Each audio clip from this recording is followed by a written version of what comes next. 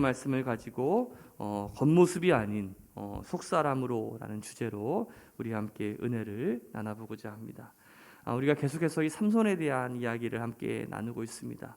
오늘 여러분들이 이 삼손의 이야기를 통해서 오늘 여러분들의 신앙을 한번 돌아보시고 또 이 메시지가 또 우리의 삶에 또 나의 인생에 참 주시는 하나님의 어떤 메시지구나라는 마음을 가지고 우리가 함께 말씀에 임하시기를 주님의 이름으로 축복합니다. 이 코로나 4단계가 계속 지속이 되면서 참 많은 어려움들이 있습니다.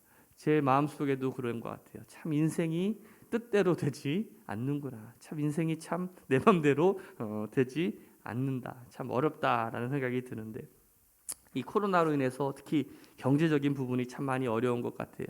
이런 유머가 있더라고요. 한 아내가 TV를 보다가 뉴스를 보는데 인플레이션에 대한 이야기가 나왔어요.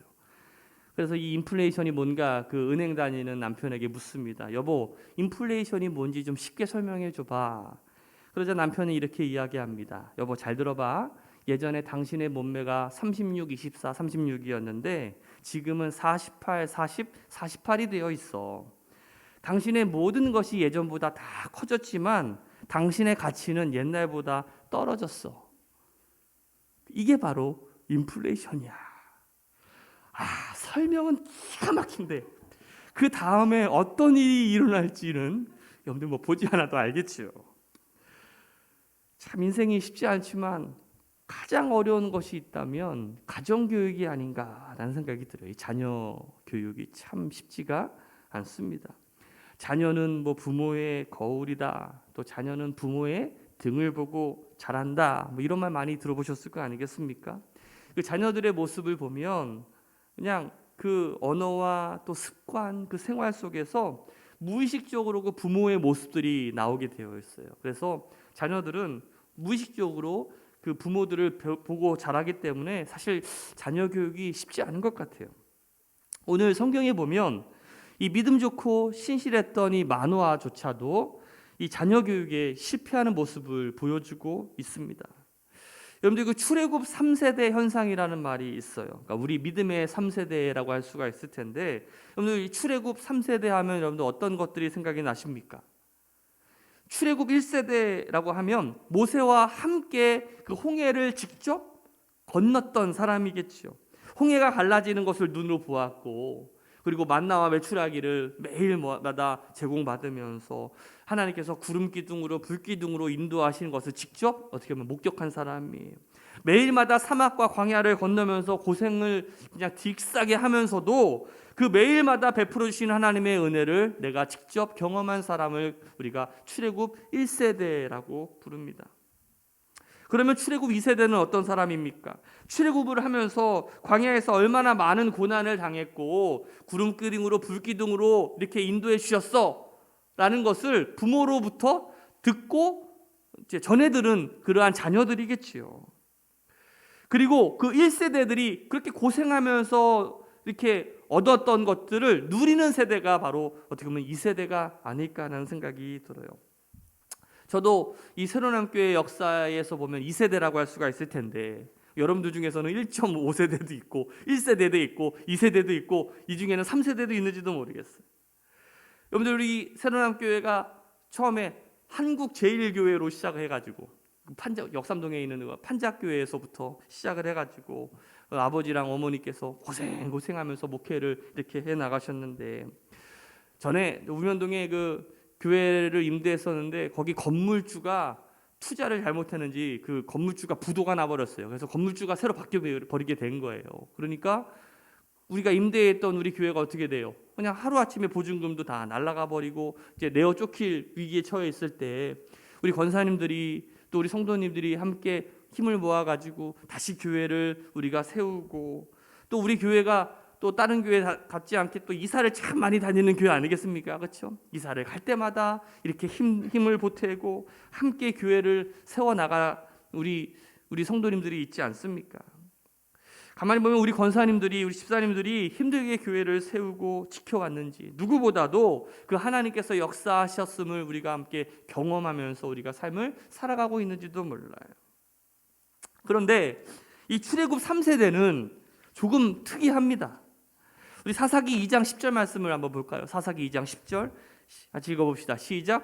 그 세대의 사람도 다 그 조상들에게로 돌아갔고 그 후에 일어난 다른 세대는 여호와를 알지 못하며 여호와께서 이스라엘을 위하여 행하신 일도 알지 못하였더라. 우리가 보통 우리 믿음의 어떤 자녀들 또 우리 믿음의 어떤 그 세대들을 다음 세대라고 부르는데 이 사사기는 뭐라고 표현하고 있냐면 다음 세대가 아니라 다른 세대라고 이야기하고 있어요. 이 다른 세대라고 불리우는 특별한 의미가 있겠죠. 출애굽 3세대의 특징이 이 출애굽 1세대, 2세대의 어떤 신앙이 전수되지 못했다라는 거예요. 그래서 여호와를 알지 못하는 세대. 그래서 사사기에 제일 많이 나오는 단어가 뭐냐면 내 마음대로, 자기 소견대로, 자기 마음대로 행하는 세대가 바로 이 출애굽 3세대라고 할 수가 있다라는 것이죠. 어떻게 보면 이 동시대, 사사기와 동시대이면서도 어떻게 보면 사사기 시대를 마감하면서 새로운 패러다임을 여는 이 사무엘상을 보면 그 당시 사사기 시대에 얼마나 많은 사람들이 타락하고 부패했는지를 알려주는 대목이 있습니다. 그 사무엘상에 보면은 엘리라고 하는 제사장이 나와요. 엘리. 그럼 그 엘리 제사장이 어떤 겁니까? 오늘로 치면 목사예요.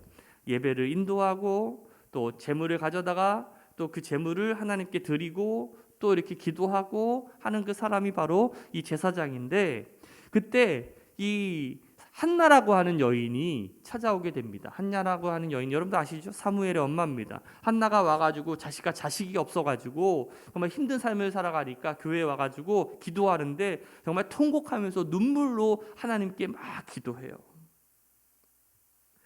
사무엘상 1장 10절 12절 말씀 보면 같이 읽어볼까요? 한나가 마음이 괴로워서 여호와께 기도하고 통곡하며 그가 여호와 앞에 오래 기도하는 동안에 엘리가 그의 입을 주목한지요. 이 한나가 얼마나 그 간구하는 것들이 많았으면 이렇게 통곡하면서 기도하고 오래 기도했다라고 성경은 말하고 있는데 이 모습을 보면서 참 웃긴 것은요, 엘리라고 하는 제사장이에요. 이 제사장이 성경에 보면은 엘리에 대해서 묘사하는 것이 뭐 기도하였더라, 뭐 예배하였더라 이런 대목은 하나도 없어요. 그냥 엘리가 한 일이 뭐냐면 성경에 보니까 9절 말씀이에요. 그가 실로에서 먹고 마신 후에 한나가 일어나니 그때의 제사장 엘리는 뭐했다? 여호와의 전 문설주 곁에 앉아 있었더라. 그냥 앉아 있었어요. 그 다음에 13절에 보니 2절 말씀 보니까 엘리의 눈이 점점 어두워가서 잘 보지 않고 그때에 자기 처소에 뭐했대요? 누웠대. 앉았다가 누웠다가 그 다음에 13절 보니까 또 길 옆 자기의 의자에 앉아 기다리며, 그러니까 성경에 보니까 엘리가 기도했다 뭐 엎드렸다 이런 게 있는 게 아니라 그냥 앉았다 누웠다 앉았다. 그래서 18절에 뭐라고 되어 있어요? 하나님의 괴를 말할 때에 엘리가 자기 의자의 뒤로 넘어져 문 곁에서 목이 부러져 죽었다. 이 엘리의 모습이에요. 앉았다가 누웠다가 앉았다가 죽었더라. 이게 엘리 제사장의 묘사예요. 그 앉아있는 시간에 기도하지, 누워있는 시간에 좀 기도하지. 이 엘리라고 하는 제사장이 기도했다라는 내용이 한 구절도 없어요. 그냥 앉았다 누웠다 앉았다 기도, 죽은 인생이 바로 이 엘리라고 하는 인생인데, 근데 이 엘리에게는 더 큰 문제가 있었습니다. 바로 그 자녀 교육의 실패였어요. 홈리와 비느하스의 이 자녀 교육을 실패하게 됩니다. 우리 12절 말씀 읽어볼까요? 엘리의 아들들은 행실이 나빠 여호와를 알지 못하더라. 제사장인데 그 자녀들이 여호와를 알지 못했다라고 표현하고 있어요. 자, 이 엘리의 아들들이 어떤 악행을 했냐면 그 성소에 많은 사람들이 이제 재물을 가지고 오잖아요. 근데 그 재물을 빼돌리게 됩니다.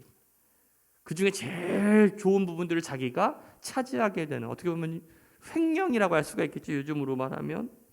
자, 그런데 이 자녀들의 범죄를 그 부모였던 엘리가 알았을까요, 몰랐을까요? 알았어요. 알았어. 자, 22절 말씀 보세요.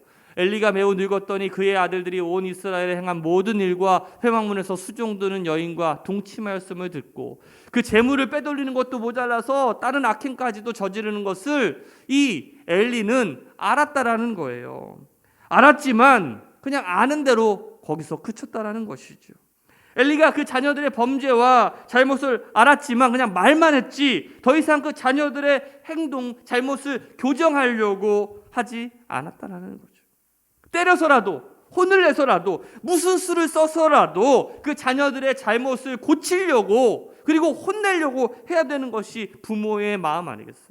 부모가 당연히 해야 되는 거 아니겠습니까? 그런데 그렇게 하지 않았다라는 거예요. 오늘 본문에 나와 있는 이 마노아도, 이 마노아의 잘못 중에 가장 큰 잘못이 바로 이것이었어요. 우리 5절 말씀 한번 읽어볼까요? 시작. 삼손이 그의 부모와 함께 딥나에 내려가 딥나의 포도원에 이른즉 젊은 사자가 그를 보고 소리 지르는지라. 여러분들, 우리가 지난 시간에 기억하시죠? 삼손이 그 딥나에 내려가는데 한 여자를 보고 뿅 갔습니다. 그 첫눈에 반해가지고 그 여자한테 가가지고 그 여자를 보고서 부모에게 와가지고 뭐예요? 결혼시켜달라고 막 조르잖아요. 우리 3절 말씀 보세요. 그때 부모가 뭐라고 얘기합니까? 그의 부모가 그에게 이르되 내 형제들의 딸들 중에나 내 백성 중에 어찌 여자가 없어서 내가 할례 받지 아니한 블레셋 사람에게 가서 아내를 맞으려고 하느냐? 혼내는 거예요. 뭐라고 하는 거예요. 여러분들, 결혼이라는 것은요 영적인 의미가 있습니다. 한 남자와 한 여자가 좋아서 결혼한다라는 것이지만 그것보다 더 큰 의미가 있는 것이 어떻게 보면 이 결혼이라는 의미인데, 어떤 세속적인 여자를 사랑한다고 합시다. 그것은 그 여자를 사랑하는 것이 아니라 그 여자의 세속성을 사랑하는 것인지도 몰라요. 반대로 어떤 남자가 있어요. 그 사람을 사랑한다라기보단 그 남자가 사랑하는 그 세속성까지 내가 사랑한다라고 할 수가 있는 거죠.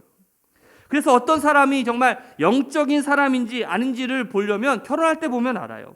영적인 것에 가치를 두는 사람은 영적인 가치를 두고 결혼을 하고요. 육적인 가치를 가진 사람은요, 입술로 뭐라고 말을 하든 간에 결혼할 때 보면 육적인 가치를 따라 결혼할 수밖에 없어요. 그런데 이 5절에 마노아가 어떻게 합니까? 삼손과 함께 그 여자를 보러 가요. 그렇지 않습니까? 한번 읽어볼까요? 시작. 삼손이 그의 부모와 함께 딥나에 내려가 딥나의 포도원에 이른즉 젊은 사자가 그를 보고 소리 지르는지라. 그렇게 3절에서 어떻게 이방 여인들과 결혼할 수 있냐? 혼을 냈으면 그냥 거기서 끝내야지. 결국 그 성화에 못 이겨서 삼손 따라서 그 여자가 어떤지 한번 보러 가자. 따라가는 거예요. 믿음 좋고 신앙 좋은 마노아였지만 결국 이 제사장 엘리와 무엇이 다르단 말이에요. 둘 다 자녀 교육에는 실패했다라는 거예요. 여기에 근데 참 재미있는 장면이 나와요. 여러분들 5절 말씀에 보니까 여기에 누가 나타납니까? 젊은 사자가 나타나요. 젊은 사자, 천사 중에 젊은 이렇게 사자가 나타나요. 그게 아니라 진짜 으르렁거리는 사자가 나타나는 거예요. 갑자기 포도원에 사자가 나타납니다. 그럼 이상하지 않습니까? 사자는 포도원에 살지 않아요. 사자는 초원에 살죠. 포도 먹는 사자 본 적 있으세요? 기네스북에 나올 만한 일입니다. 사자가 이 포도원에 나타났다는 것은요, 북극에 악어가 나타나고 브라질에 펭귄이 나타났다는 이야기예요. 말도 안 된다는 거죠. 있을 수 없는 일이 생겼다는 것은요, 경고의 메시지예요. 포도원에 사자가 나타났다는 것은 하나님의 경고요, 하나님의 사인이라는 것이죠. 하나님께서는 때때로 우리에게 말씀으로 경고하시기도 하지만 어떤 때는 환경을 통해서, 또 자녀를 통해서, 질병을 통해서, 사고를 통해서 우리에게 경고하실 때가 있어요. 나의 삶에 뛰어드는 사자가 있다라는 거죠. 갑자기 평탄한 내 인생에 어떤 이상한 일이 생겼다라고 한다면 그것은 하나님의 경고고 기도하라라는 사인임을 여러분들 기억하시기를 주님의 이름으로 축복합니다. 그런데 삼손은 그 이상한 일을 경험했음에도 불구하고 그 다음 구절에 보면 기도했다라는 말, 묵상했다라는 말이 없어요. 심지어 부모에게조차도 이야기하지 않습니다. 왜? 오직 그의 눈에 뭐에 꽂혀 있어가지고? 그 여자에 꽂혀 있어가지고. 사자가 나타났어요. 사자가 나타났는데 우리 같으면 어떻게 합니까? 막 도망가고 어떻게 하면 막 그냥 살까 막 그냥 염려할 텐데 그 삼손은 힘이 세니까 그 사자랑 싸워가지고 그냥 그 어린 새끼 염소를 그냥 찢듯이 그냥 갈기갈기 찢어버립니다. 삼손이 힘 하나는 기가 막히게 세잖아요. 더 이상 생각하지 않아요. 여러분들, 그 묵상이라는 말이요, 그 영어로 메디테이션이라는 뜻이거든요. 그 어원이 어떻게 되냐면 그 영어의 그 의약품을 뜻하는 메디슨이라는 게 있잖아요. 그 어원과 같아요. 이게 무슨 말이냐면, 예를 들어서 제가 위장이 나쁘다고 칩시다. 그러면 위장약을 먹어야 되잖아요. 위장약이 있어요. 여기 위장약이 있는데 아무리 좋은 약이라고 할지라도 손에 들고 다니면 그 위장이 낫습니까? 아니죠. 먹어야, 마셔야 그 속에서 녹고 그 효과가 나타나게 됩니다. 하나님께서 우리에게 주신 모든 사건들과 말씀들도 어떻게 보면 이 묵상, 내 안에 들어가서 녹아 흡수되어야 힘을 발휘하게 된다는 거예요. 이게 묵상의 능력이에요. 하나님의 말씀을 많이 들었다고 해가지고 되는 것도 아니에요. 듣고 나서 묵상이 있어야 돼요. 내 삶에 많은 시험과 환난과 고난이 있습니다. 그런데 고난이 있다고 다 변화됩니까? 묵상이 있어야 돼요. 그 의미가 뭔지를 내 안에 잡아서 내 안에서 녹아지는 그런 묵상이 있어야 그 역사가 나타나게 된다는 것이죠. 그런데 묵상의 대표적인 사람이 누구냐면 마리아예요. 마리아. 그 천사가 이제 그 너를 통해서 아들을 낳게 될 것이다. 그 아들이 구세주가 될 것이다 라고 얘기를 합니다. 누가복음 2장 51절 보니까 그 마리아가 이렇게 얘기해요. 그 모친은 이 모든 말을 마음에 두니라 라고 표현하고 있어요. 이게 묵상했다라는 거예요. 천사의 메시지를 묵상합니다. 이게 바로 마리아의 능력이거든요.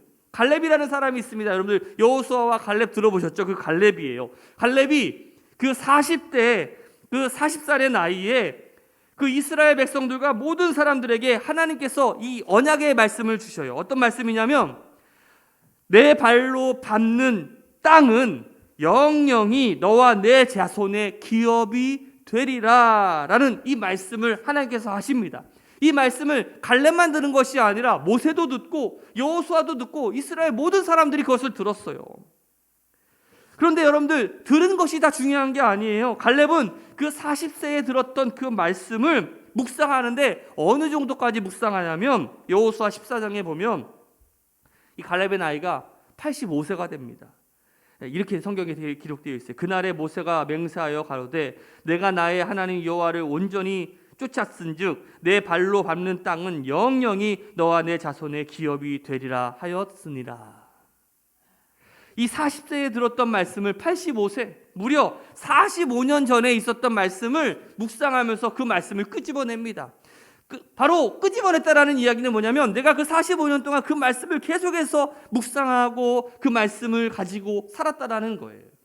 오늘 여러분들 평생에 내 마음속에 품고 있는 말씀을 여러분들 묵상하고 있으십니까? 그 말씀을 가지고 계셔요? 옆 사람한테 한번 물어보세요. 말씀 가지고 있습니까? 시작. 여러분들 속에 뭐가 있어요? 어제 먹었던 비빔면? 우리 가운데 하나님의 말씀을 묵상하고 그 말씀을 우리가 붙잡고 살아가는 한 그 말씀이 우리를 지키고 그 말씀을 통해서 놀라운 하나님의 역사가 나타나게 될 줄로 믿습니다. 우리의 삶 가운데 하나님의 능력이 나타나기 위해서는 우리가 해야 되는 일이 바로 이 묵상이라는 것이, 그리스도인들이 어떤 사람입니까? 묵상하는 사람이에요. 사건을 묵상하고 환경을 묵상하고 내 포도원에 뛰어드는 그 사자를 묵상하는 거예요. 그래서 변화가 일어나는 것이고 그래서 능력이 나타나는 거예요. 이 그리스도인들과 이방 사람들의 대표적인, 이 세상 사람들과 대표적인 차이가 뭐냐면 어떤 이 자연을 향해서 바라보는 눈이 다르다라는 거예요. 불신자들은 어떤 이방인들은 어떤 이 자연을 어떻게 하면 신격화시킵니다. 그런데 이 그리스도인들은 이 자연을 객관화시킵니다. 이게 중요한 차이가 있는데 이방 사람들은 자연을 두려워해요. 그래서 어떤 큰 돌이 있으면 그 돌이 누구를 닮았냐느니 하면서 그 돌을 신격화시킵니다. 그리고 뭐 돌이 코 모양으로 생겼으면 그게 무슨 아들을 낳는 돌이다르니 하면서 그것만 이렇게 만져요. 여러분들 제주도 가면은 하루방이 마스크 쓰고 있잖아요. 마스크 왜 쓰고 있는지 아세요? 코로나 때문이 아니라 하도 이렇게 아들 낳게 해달라고 만져가지고 코가 닳아가지고 만지지 못하게 이렇게 마스크를 쓰고 있는 거야.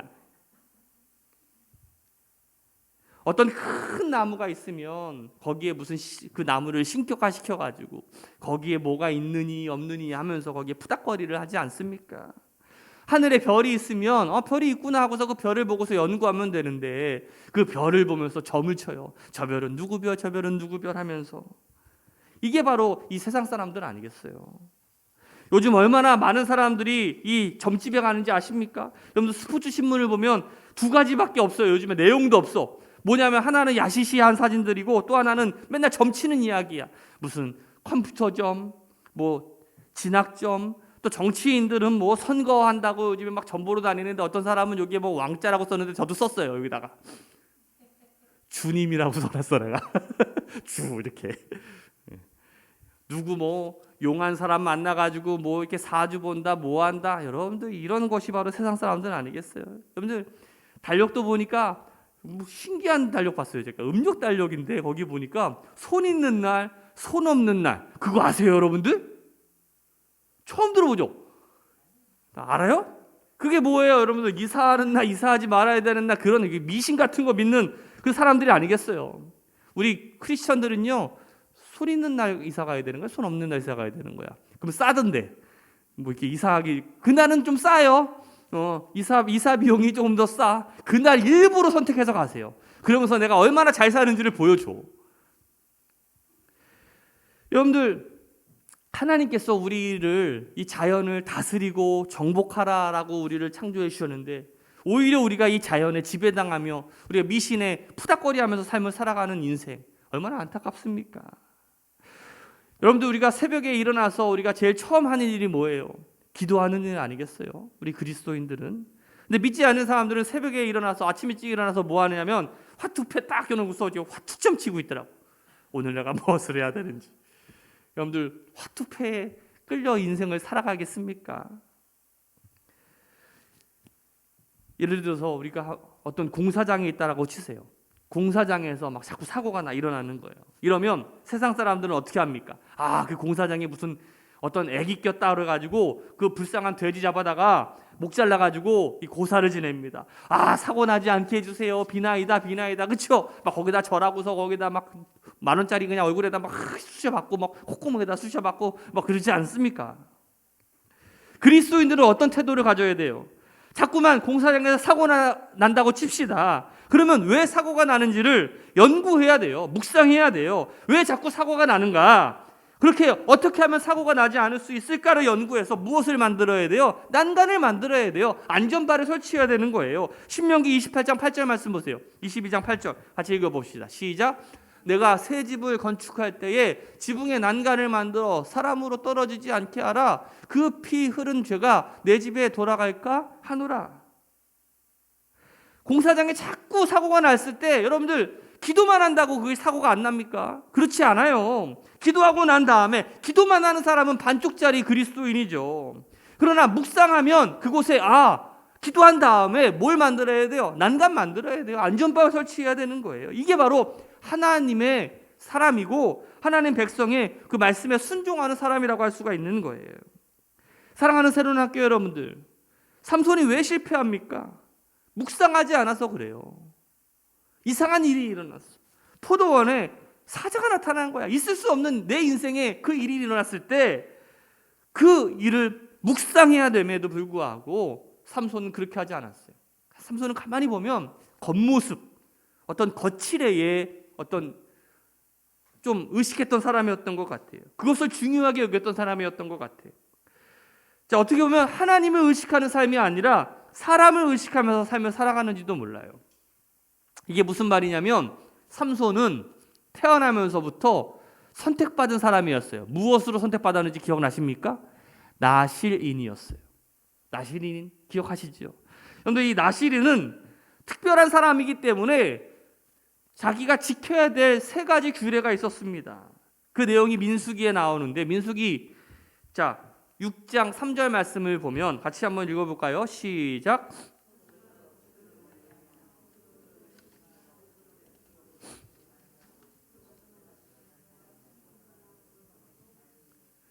포도주와 독주를 먹으면 안 돼요. 두 번째 민수기 6장 5절이에요. 시작. 그 서원을 하고 구별하는 모든 날 동안은 삭도를 절대로 그의 머리에 대지 말 것이라. 무슨 말이에요? 머리를 잘라서는 안 되는 것이. 그게 바로 규정이에요. 세 번째는 6절이에요. 자기의 몸을 구별하여 여호와께 드리는 모든 날 동안은 뭐를? 시체를 가까이 하지 말라라는 것. 이것은 나실인으로서 반드시 지켜야 되는 규례였어요. 첫 번째, 포도주와 독주를 먹지 말라. 두 번째, 머리를 자르지 말아라. 세 번째, 죽은 시체를 가까이 하지 말아라. 이 세 가지가 뭐라고요? 나실인이 지켜야 될 조항이었다라는 거죠. 그런데 삼손과 관련된 기록을 보면 특히 이 삼손이 머리를 이제 자르지 않는 것에 대해서는 정말 발버둥 치면서 잘 지켰던 사람이었던 것 같아요. 제일 마지막에만 좀 이렇게 이제 들릴라한테 이제 꾀임을 당해가지고 이제 잘려지기는 했지만 끝까지 이 머리만큼은 잘 지켰던 것 같아요. 왜? 제가 가만히 생각을 해보니까 눈에 보이기 때문에 그런 거지. 다른 세 가지 규정 중에 이 머리를 자른다라는 것은요 눈에 티가 나거든요. 나실인인데 머리를 잘랐네? 다른 사람들이 쉽게 그것들을 보고 의식할 수 있기 때문이니까 그것만큼은 잘 지켰던 것 같아. 그런데 다른 것들은 다 어겼어요. 술 마시고 그리고 시체를 만지는 일. 다른 사람들이 보지 않는 곳에서는 그 금기를 어겼다라는 거죠. 늘 자기 눈에 좋은 대로만 자기 만족을 위해 살았기 때문에 죽은 사자에서 나온 꿀도 아무 거리낌 없이 가지고 옵니다. 우리 8절과 9절 말씀 읽어봅시다. 시작. 얼마 후에 삼손이 그 여자를 맞이하려고 다시 가다가 돌이켜 그 사자의 주검을 본즉 사자의 몸에 벌떼와 꿀이 있는지라. 손으로 그 꿀을 떠서 걸어가며 먹고 그의 부모에게 이르러 그들에게 그것을 들여서 먹게 하였으나 그 꿀을 사자의 몸에서 떠왔다라고는 알리지 아니하였더라. 지금 삼손은 죽은 시체에서 나온 그 꿀을 먹고 그리고 그 꿀을 부모에게 가지고 갑니다. 이것이 삼손이 가지고 있었던 신앙의 의식이에요. 다른 사람의 시선과 어떻게 보면 외식, 그런 다른 사람들의 눈드는 신경을 쓰면서도 다시 말하면 경건의 모양은 있는데 경건의 능력이 나타나질 않아요. 오히려 삼손에게 힘이 없었더라면 오히려 자신이 잘못한 것을 다른 사람들한테 들켰더라면 더 많은 어떤 회개할 수 있는 기회가 있었는지도 몰라요. 처음에는 이 미숙함의 문제로 시작되어서 눈에 보이는 여자에 푹 빠져가지고 결국은 이 블레셋 여자, 이 들릴라와 결혼하는 과정에서 얼마나 많은 잘못과 어려움을 당하게 됩니까? 간혹 우리가 신문에 보면 그 회사에서 일하는 어떤 일개 직원이 그 돈을 횡령하다가 구속되는 일들을 많이 보게 됩니다. 일개 직원이 수십억의 돈을 어떻게 처음부터 했겠어요? 처음에 10만 원, 몇십만 원, 또 몇백만 원 이렇게 막 하면 수억을 해나가면서 결국 그것이 파멸로 이르게 되는 것 아니겠습니까? 삼손도 마찬가지였어요. 사사기 14장 이방 여인에게 첫눈에 반하고 시체를 만져도 들키지 않았던 것이 16장에 가면 더 크게 악화됩니다. 우리 16장 1절 말씀을 보세요. 같이 한번 읽어볼까요? 시작. 삼손이 우리 성경에는 이 기생이라고 점잖게 표현했지만 원어로는 창녀라고 표현되어 있어요. 창녀. 제가 이 삼손의 모습을 보면서 그런 생각을 해봤어요. 차라리 앞서 이 14장에서 그 이방 여인의 이 외모에 빠져서 하나님께 범죄했을 때 그 벌로 갑자기 힘이 다 빠지든지 아니면 어디 하나가 이제 부러지든지 그러면 더 큰 타락을 막았을 수도 있어요. 제가 탁구를 좋아합니다. 제가 탁구를 잘 치거든요. 감리교에서 탁구 제일 잘 치는 목사인데 제가 어렸을 때부터 탁구를 치다가 중학교 때인가요? 제가 제 실력이 얼마나 될지 궁금했어. 그래서 탁구 대회를 나가보고 싶은 거예요. 근데 여기 동덕여고인가요? 이쪽에 그 사당역으로 넘어가다 보면은 그 우측에 있는 거기가 동덕여고 맞나? 덕성여고인가? 거기 여자 고등학교 있잖아요. 거기 체육관에서 탁구대회가 있는데 이 탁구대회가 항상 주말에만 있는 거예요. 주말. 이제 토요일 날에 예선전이 있고 이제 주일 날에 이제 본선과 결승전이 있는 거예요. 이제 제가 탁구대회 나갔죠. 별로 기대하고 나가지는 않았어요. 근데 제가 예선을 통과한 거야. 고민이 되는 거죠. 그 다음 날 본선을 해야 되는데 무슨 날이에요? 주일인 거예요. 제 아버지가 누구예요? 목사님이에요. 근데 막 고민이 되는 거야. 이거를 예배를 빠지고 나가야 되나 말아야 되나. 여러분들 제가 갔을까요? 안 갔을까요? 할렐루야. 갔어요. 갔어요. 이게 사람 마음이 참 간사한 거야. 그런데 막상에 딱 예를 들어서 첫 경기가 8시였어요. 8시. 아침부터 일찍 하니까 그때 바로 졌으면 빨리 와가지고 예배 드리면 아무 문제가 없는 거야. 걸리지도 않아. 근데 계속 이겨. 계속 이겨요. 야, 이게 결승까지 갔어. 결승까지. 벌써 11시는 훌쩍 지나가고 결승까지 갔는데 긴장을 했는지 제가 화장실을 갔다 왔어. 화장실을 갔다가 오는 순간에 일이 터진 거예요. 제 탁구채가 없어진 거야. 누가 훔쳐간 거지. 결국 결승전 실격패, 기권패죠. 기권패하고 왔는데 제가 오면서 제가 깨달은 바가 있어요. 이게 바로 하나님의 사인이구나. 그 이후로 제가 예배 빠지는 일은 절대 안 하려고 제가 다짐을 합니다. 그게 우리 사람들의 마음이거든요. 여러분들 이주일 씨 아십니까? 코미디언. 그 1980년도에 참 인기 있었던 이주일 씨가 있었는데 이분이 그 인생에 큰 비극이 찾아오게 됩니다. 아들이 28살의 나이로 음주운전으로 사망을 하게 돼요. 아버지로서 이 자녀를 잃는다는 게 얼마나 큰 아픔입니까? 근데 이주일 씨가 분을 토하듯이 인터뷰했던 내용이 제가 기억이 나요. 당시 이분이 큰 술집을 경영을 했었는데 주변에서 경찰들이 음주 낭송을 할 때마다 손님들이 자꾸 이렇게 위축되잖아요. 그때마다 막 경찰들한테 막 욕하고 원망을 했다는 거예요. 그런데 자기 아들이 음주운전으로 사망하고 나니까 그가 절규하듯이 던졌던 그 한마디가 뭐냐면 우리 아들이 죽던 날에 그 많던 음주 단속하던 경찰들은 도대체 어디 가서 무엇을 하고 있었냔 말이지.